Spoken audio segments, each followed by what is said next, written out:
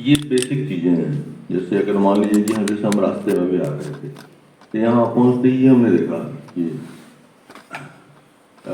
ये पूरा गंदगी से ये भरा हुआ है और ये नाली पूरी लबालब भरी हुई है और पूरी गैस छोड़ रही है और प्लास्टिक भी पूरा एकदम गंदगी से पूरा उधर का कोई ज़मीन है खाली जो पड़ा हुआ है पूरा ये हुआ है।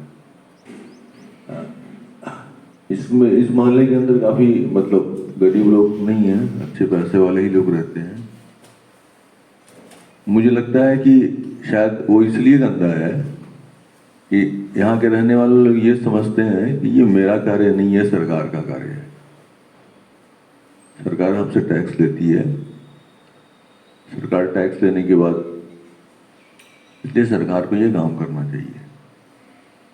एक तरह से ये भी सोच सही है, इसमें कोई बुराई की बात नहीं है, लेकिन आप सरकार की स्थिति को समझने की कोशिश कीजिए। हम शायद भूल जाते हैं, हम इसको किसी राजनीतिक कारणों से नहीं बोल रहे, आपकी राजनीतिक सोच आपकी सोच है, लेकिन राजनीतिक सोच आपकी जो है, जो वो ऐसे व्यवस्था का निर्माण करती है जिसमें सारी चीजें पनपती फूलती और पड़ती हैं।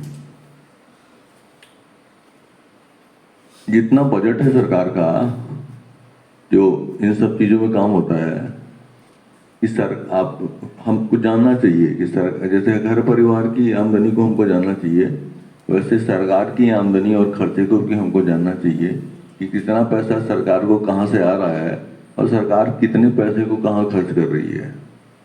आपको आय के स्रोत मैक्सिमम अभी CGST डायरेक्ट टैक्स एक दो तरह से पैसा आता है।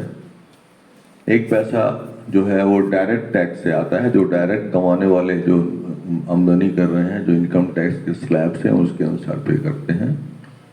दूसरा टैक्स इनडायरेक्ट टैक्स होता है, जो इनडायरेक्ट टैक्स में जैसे GST हुआ, बाकी और सब चीज़ें, वो सब टैक्स इकट्ठा होके उसमें हर प्रोडक्ट में जो आप कंज्यूम करते हैं, साबुन, तेल, सोडा, गैस, ये क्या ना पेट्रोल, डीजल, उस सब पे जो टैक्स लगता है उसका परसेंटेज आपके कंजम्पशन के साथ स्टेट का जो प्रोपोर्शन बना हुआ है उसमें मिलता है। बिहार सरकार की स्थिति में आप देखेंगे कि बजट में कि कितना पैसा एक रेवेन्यू एक्सपेंडिचर होता है। रेवेन्यू एक्सपेंडिचर हम उसको कहते हैं कि सरकार जो अपनी स्थिति को यथा स्थिति मेंटेन करने के लिए जिस पैसे को खर्च करती है उसको रेवेन्यू एक्सपेंडिचर कहते हैं। और दूसरा एक डेवलपमेंट एक्सपेंडिचर होता है जो विकास के कार्यों में लगता है। अब आप देखेंगे कि इसमें जो सैलरी का खर्चा है इसे करके करीब वो 60 पर, उस सैलरी के खर्चे में आपको जान के आश्चर्य होगा करीब 60% खर्चा केवल पेंशन का है। अब बाकी उस आप लोगों को सैलरी में जो परेशानी दिक्कत होती है या कोई भी किस टाइप से बजट आने में थोड़ा ये लगता है, उसका यही कारण है कि मैक्स पैसा आए तो कहाँ से आए। तो ये जितनी अभी सरकार है, क्योंकि हमारे बिहार में ऐसी कोई जितनी इंडस्ट्रियां थी करीब करीब बंद हो चुकी हैं। जो ये छोटे मोटे बिजनेसमैन हैं जो सामान इकट्ठा करते हैं, इकट्ठा करके बेचते हैं, जो प्रोडक्शन साइकिल्स में जो इनडायरेक्ट टैक्स इकट्ठा है, स्टेट का खर्चा आता है, उसी से आपका और व्यवस्था का खर्चा चल रहा है। ये यथार्थ है। आप इसी से सोच लीजिए कि अगर उसके पास पैसा कहाँ से लाएंगे कि ये सब काम कर सकें। और कोई भी थोड़ा ये बड़ा ये पतले, बाकी जगहों पर ऐसा क्या होता है कि हर मोहल्ले में लोग एक RWA टाइप का संस्था बनाते हैं, 100, 200, 400, 500 मंथली इकट्ठा करते हैं सब लोगों से, रहने वालों से। और जो भी इस तरह की चीजें हैं जो कम से कम जहाँ नाली जाम होकर बदबू मार रहा, एकदम गंदगी फैला हुआ, उसको कब से हफ्ते में एक दिन में मैन पावर लेके आते हैं तो उसका सेटिंग कर लेते हैं कि ताकि वो जो नहीं हो सका, क्योंकि ये सरकार कभी कम नहीं पाएगी। अब सिवान के किसी भी जगह पर चले जाइए, आपको मतलब हम जहाँ जिस मोहल्ले में भी रहते हैं हम भी बहुत परेशान हैं। बगल में एक मिठाई वाला है, वो मिठाई बनाता है आज लोगों ने बहुत उसके साथ गाली गुप्ता किया, मारा पीटी किया, बाद में एसपी के पास भी गया, डीएम के पास भी गया, पुलिस आती है, पैसा लेती है, चली जाती है, काम खत्म हो जाता है, वो पता रहता है। तो ये सब बात बहुत छोटी छोटी होती हैं, लेकिन इनसे आपका शारीरिक और मानसिक स्तर बहुत प्रभावित होता है। इसलिए वैसे जो उस दिन भी कर रहे थे कि हमने कूड़े को झाड़ के बाहर निकाल दिया, तो रिलोकेशन का काम खत्म होना चाहिए। इसी तरह से आप दाहा नदी के किनारे देखिए, दाहा नदी की जो चौड़ाई करीब करीब ऑलमोस्ट खत्म होती जा रही है। आप देखेंगे कि 10 से ज़्यादा नहीं, जितना भी लगे, हो सकता है कि आगे का जनरेशन ये भूल ही जाए कि कोई दाहा नदी भी यहाँ हुआ करती थी। और ये आप क्या समझते हैं कि ये मेरा काम नहीं है। मेरा काम सिर्फ इतना है कि हमारा धंधा चलना चाहिए, हमारा पैसा हमको जितना खाने पीने मौज मस्ती का हमको मिल जाना चाहिए, और हमको इसकी छूट होनी चाहिए कि हम अपने घर की गंदगी बाहर निकाल के और उसको बाहर ठेल दें। बाकी सरकार क्या करती है नहीं करती है वो सब सरकार का काम है। सरकार भी आप ही हैं, सरकार आपसे कोई अलग चीज़ नहीं है। इस बात को भी समझने की ज़रूरत है, क्योंकि मुझे लगता है कि ये शहर छोटा है, लेकिन गंदगी और का ये आलम है कि आपको अब घर के आसपास ये नाली टूटी हुई है, सरोवर का हुआ, उसकी गैस निकल रही है, तो आप जो प्राण वायु ले रहे हैं, आपको सही प्राण वायु कैसे मिलेगा? कहाँ से आप स्वस्थ होते? खाने में भी जो स्थिति देख रहे हैं कि बाकी जो हाइब्रिड टाइप की चीजें, पहले इस जगह में ये नहीं था। मैं सब्जी खुद खरीदने जाता हूँ, शाम को देखने की कोशिश करता हूँ, तो मैक्सिमम प्रोडक्शन करने वाली जो खाद वाली चीज़ें, छोटे छोटे वाले सब्जी वाले ही आपको सही चीज़ ऑर्गेनिक ला के देते हैं, बाकी सब उस टाइप का मटेरियल देते हैं। तो वो आप खाइएगा तो आपका जो मैकेनिज्म है, बॉडी तो आपका डिज़ाइन नहीं है केमिकल खाने के लिए, दवा खाने के लिए। बॉडी तो डिज़ाइन भगवान ने किया है कि ये सेल्फ क्लींजिंग है। अगर सेल्फ क्लींजिंग नहीं होता तो आप जो खा के निकालते हैं वो आप मल मूत्र से थोड़ी निकल जाता, फिर उसी में सड़ता रहता है। हम सब सड़ाने का इंतजाम कर रहे हैं, हर व्यवस्था को सड़ा रहे हैं।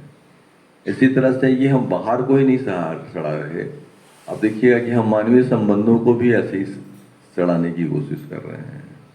तो ठीक इसके एग्जैक्टली विपरीत हमारा गायत्री परिवार काम करता है।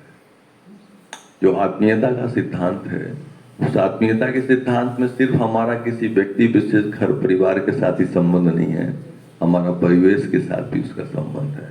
अगर परिवेश में हमारा आचार विचार व्यवहार उस तरीके का नहीं है, हम वो चीज़ नहीं करते हैं, और यही कारण है कि आप देखिएगा कि आजकल विश्वास की जो स्थिति है, आप किसी बाहर में पता नहीं, आप मुझे जो ऐसा लगता है थोड़े दिन रहने के बाद से, वो बड़ी डामाडोल स्थिति में है। मेरा आपके साथ विश्वास का स्तर तभी तक है जब तक कि मैं आपके साथ समझता हूं कि मैं जो बोलूंगा मेरी स्वार्थ सिद्धि इनसे हो सकती है।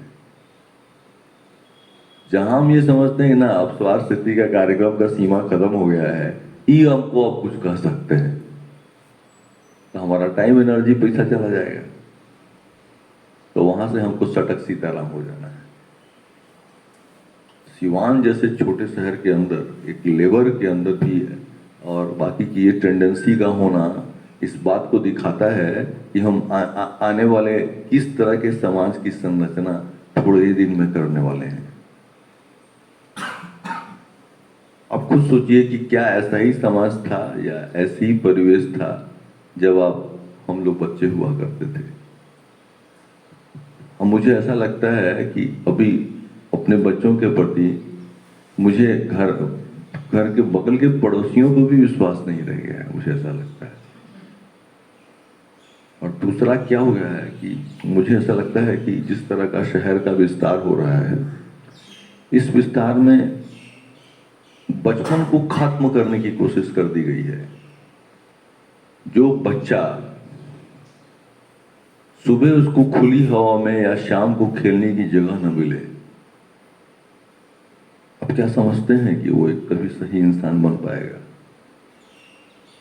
खेलना सिर्फ खेलना नहीं होता है, उसमें मारा पीटी उठा पटक, कभी हारा कभी जीता, कभी कुछ हुआ कभी कुछ हुआ। वो परिस्थितियों के साथ तालमेल बनाने के लिए एक व्यक्तित्व का निर्माण भी करता है। आप देख लीजिए कि मुझे लगता है कि कहीं बच्चों को खेलने की जगह ही नहीं है, बच्चे जाएंगे कहाँ। और प्रबंधन की स्थिति ऐसी है, हम लोग भी प्रबंधन ही चलाते आते हैं, चला के आए हुए हैं।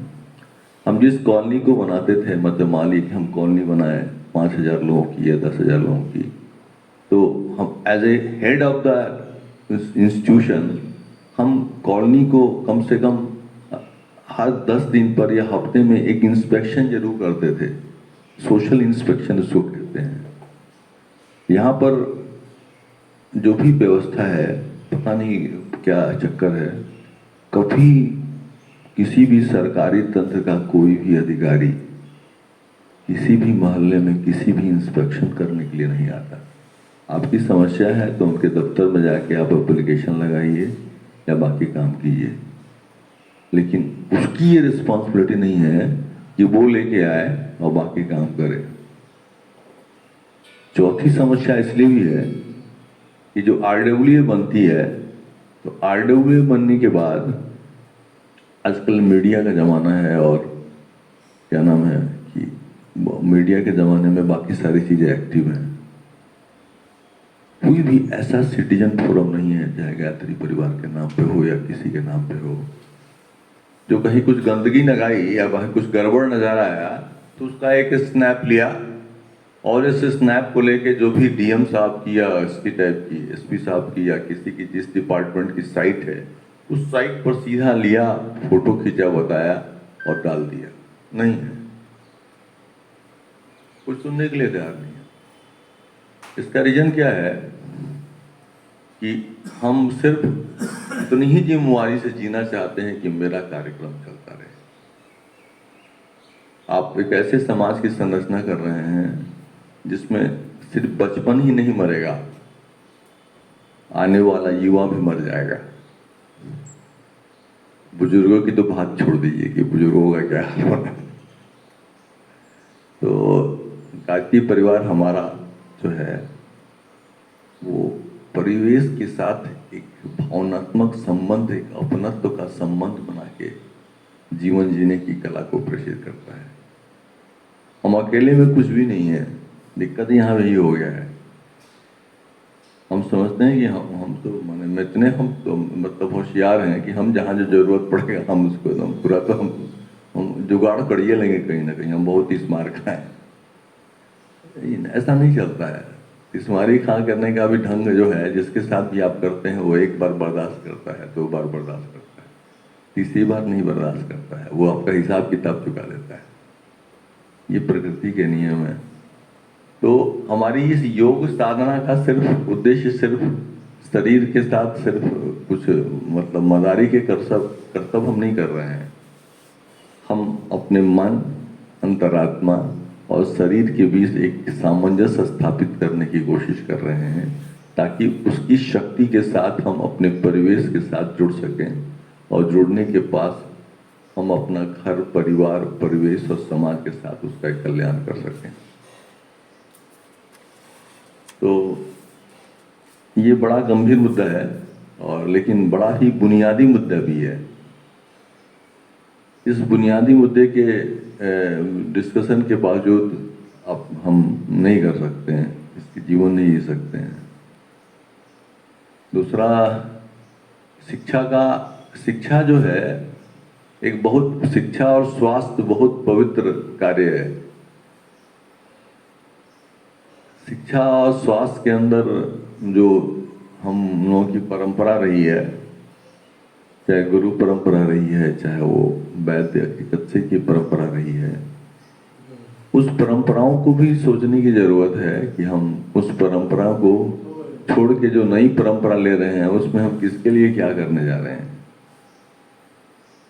तो ये विषय अलग है, इस पर बहुत विचार विमर्श हो सकता है, बहुत सारी चीजें हो सकती है, लेकिन आपका एक परिवेश के प्रति आपकी एक जिम्मेवारी है, जैसे आपके परिवार के प्रति भी जिम्मेवारी होती है, उस पर भी चिंतन आवश्यक है। और अगर ऐसा करना आप शुरू करते हैं, 2-4 लोगों को मोहल्ले में जोड़ते हैं, तो मुझे लगता है कि एक गायत्री परिवार के नाम से जो हमारे आदर्श हैं, उन आदर्शों के साथ हम सही एक क्या कहते हैं, प्रयास करके एक नया जीवन की हम शुरुआत कर सकते हैं। इस पर भी चिंतन मनन होना चाहिए। अब हम अपने विषय वस्तु पर आते हैं। विषय वस्तु पर आने के बाद आप लोगों में जितना हमने कल बताया है, कोई एक आदमी यहाँ पे आके करने की कोशिश कर सकता है, बताने की कोशिश कर, मैं उसको जहाँ नहीं होगा मैं सप्लीमेंट करूँगा। अब कोई भी आए और यहाँ पे बैठ के जैसे हम कर रहे हैं वैसे करें, ताकि आप हम नहीं भी रहे हैं हम यहाँ पे, तो आप अपने आप में सक्षम हो जाएं। हम जो अभी आज 5वां दिन है हमारा, 4 दिन हो चुका है। मुझे लगता है कि 3-4 दिन में और हम सब इसको समाप्त करने की कोशिश करेंगे।